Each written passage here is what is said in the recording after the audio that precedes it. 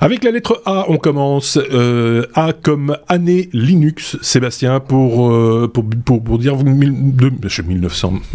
2021, c'est enfin l'année Linux, ou en tout cas l'année du desktop Linux, mais tu vas nous expliquer pourquoi dans le détail et comment, etc.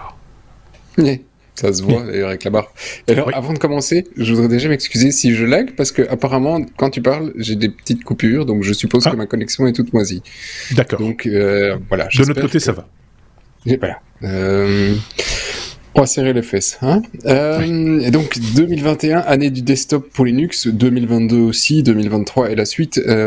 Alors, je sais pas pourquoi ils ont sorti la stat maintenant, et d'autres, mais en tout cas, voilà, j'aime bien ressortir le truc, parce que, comme on peut le voir, voilà, j'ai du Linux, pour...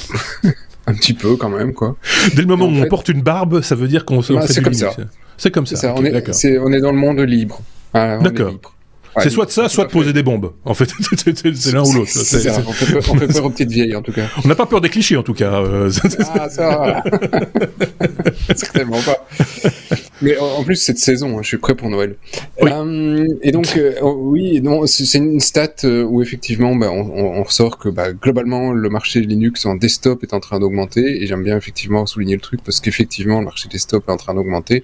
On parle pas uniquement du desktop classique Linux comme on l'a, voilà, GNOME et compagnie, mais du Linux dans son ensemble, c'est-à-dire que tout ce qui est associé à, c'est-à-dire Chromebook se vend quand même énormément et il fait énormément de bien. Alors le débat derrière, c'est est-ce que c'est du Linux? En tout cas, c'est un noyau Linux, c'est pas un GNOME, c'est pas tout l'environnement qu'on a autour avec des packages RPM, d'apt-get ou tout ce qu'on veut, mais fondamentalement, ça reste du Linux qui tourne derrière. Voilà, ça c'est bon pour les longs débats autour d'une bière ou d'un café sur une bonne soirée d'hiver. C'est le moment, il fait froid, c'est bon. Alors tu vois, ça va aller vite, hein, mais parce qu'on a beaucoup de sujets. Oui. On est quand même sur des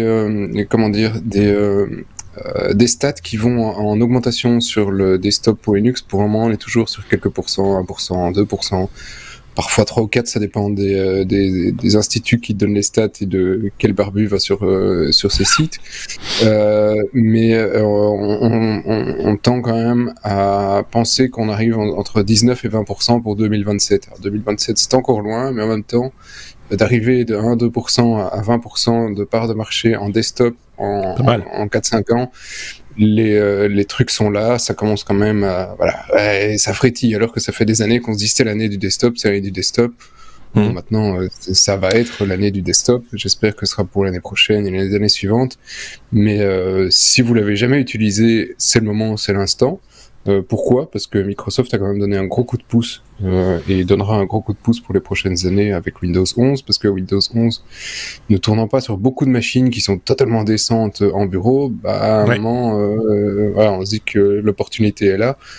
C'est ce que j'allais dire. Je te coupe 2 secondes, mais on en a déjà parlé ici, et c'est vrai on le voit régulièrement, des collectivités, par exemple, qui se tournent vers du Linux pour déployer des solutions peu coûteuses. En tout cas, c'est ce qu'on dit. Maintenant, il faut voir sur la maintenance, etc. Peut-être qu'il y a des coûts cachés, hein, je dis pas le contraire, mais qui permettent en tout cas d'utiliser des machines qui seraient peut-être obsolètes sous un Windows 11 et qui ne le sont absolument pas sous Linux. C'est assez courant. On voit ça régulièrement autour de nous, même si c'est plic-ploc comme ça, à un moment donné, ça fait nombre, quoi.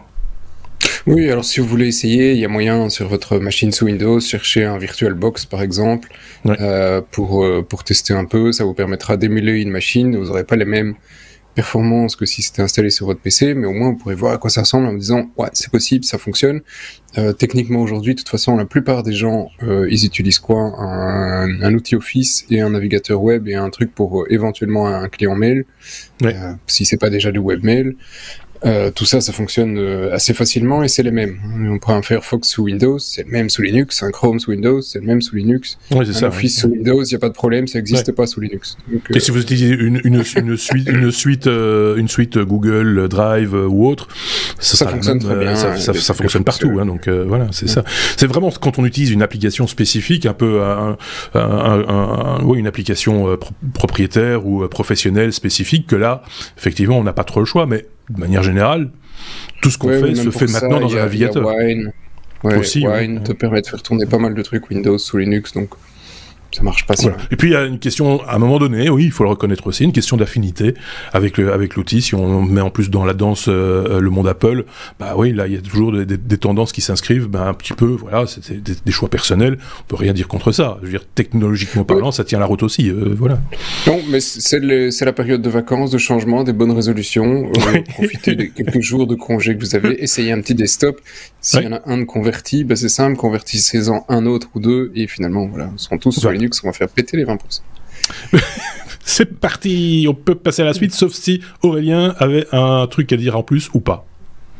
Oui, une petite remarque de néophyte. Moi, j'ai des vieilles machines, j'ai installé Ubuntu dessus, et franchement, c'est tellement ressemblant à du Windows que c'est à s'y méprendre, quoi.